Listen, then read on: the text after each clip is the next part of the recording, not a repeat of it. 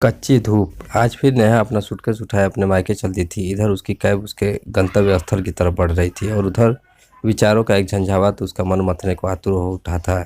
सच में आजकल जो कुछ भी उसके साथ हो रहा था उसकी कल्पना उसने सपने में भी नहीं की थी। भला यह भी कोई जिंदगी है। उसकी सास उसे बात बात पर टोक देती है और उसका पति सुकेश तमाशबीन बना चुपचाप बैठा रहता है। आज सुबह की ही तो बात है जब उसने माँ जी से कहा था कि वह सारे घर के पर्दे बदलना चाहती है। तब माँ जी इतनी छोटी सी बात पर आग बबूला हो गई और बेहद गुस्से से बोली, नेहा आखिर इन पर्दों में क्या खराबी है और फिर बेवजह इतना खर्च करने की क्या ज़रूरत है। पर माँ जी, त्योहारों का सीज़न शुरू हो चुका है और फिर ढेर सारे मेहमान हमारे घर आने वाले हैं। ऐसे में यह छोटा सा बदलाव सभी को अच्छा लगेगा। नेहा अपना पक्ष रखते हुए बोली थी, मैंने जो कह दिया सो कह दिया, बस अब इस पर कोई बहस नहीं होगी। माँ जी इतना कहकर डाइनिंग टेबल की तरफ बढ़ गई जहाँ सुकेश पहले से बैठा नाश्ता कर रहा था। उस समय नेहा को लगा था कि सुकेश उसका पक्ष लेगा और माँ जी को समझाएगा, पर ऐसा कुछ नहीं हुआ, बल्कि वह चुपचाप पराठा खाता रहा। बस उसकी यही चुप्पी बहुत खली थी नेहा को। वो भीतर तक सुलग गई थी। जिसके सहारे उसने अपनी पूरी ज़िंदगी जीने का सपना देखा था, उसका वही सहारा आज इतना कमज़ोर और बेबस साबित हो रहा था। आखिर यह उसका भी तो घर है जिसे सजाने संवारने का उसे पूरा हक है, और फिर वो सब कुछ अपनी सेविंग से करना चाह रही है तो क्या गलत कर रही है। माँ जी के इसी कटु रवैये के कारण वह बराबर सुकेश पर अपना अलग घर लेकर रहने का दबाव बनाती रही है, पर सुकेश हर बार यही जवाब होता है, नेहा थोड़ी परिपक्व बनो। आखिर तुमने यह कैसे सोच लिया कि मैं माँ को उनकी उम्र के इस पड़ाव पर अकेला छोड़ दूंगा। आखिर विधवा होते हुए भी उन्होंने मुझे इतना पढ़ा लिखा और सिर्फ मेरी खातिर दूसरी शादी तक नहीं की। जब वो चाहती तो ऐसा कर सकती थी, क्योंकि मुझे संभालने के लिए दादा दादी और चाचा चाची दोनों मौजूद थे। यह बातें सुनकर नेहा का मन अजीब सा हो जाता था।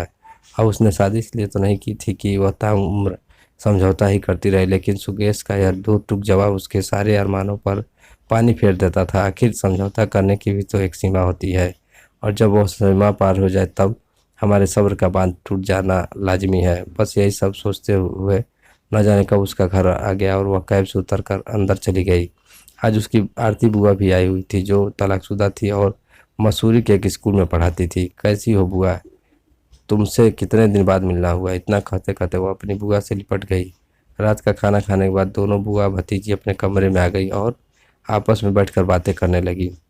इससे पहले कि आरती बुआ उसकी शादीशुदा ज़िंदगी के बारे में कुछ पूछती, वही बातचीत का क्रम आगे बढ़ाती हुई बोली, सच में कितनी बढ़िया है ज़िंदगी आपकी।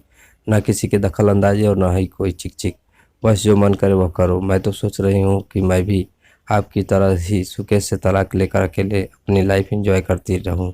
यह सुनते ही उसकी आरती बुआ बोली, नेहा आज तो कह दिया, लेकिन आगे से यह मत कहना, क्योंकि किसी जीवन साथी के बिना यह ज़िंदगी उतनी ही बेस्वाद होती है जैसे नमक के बिना खाना।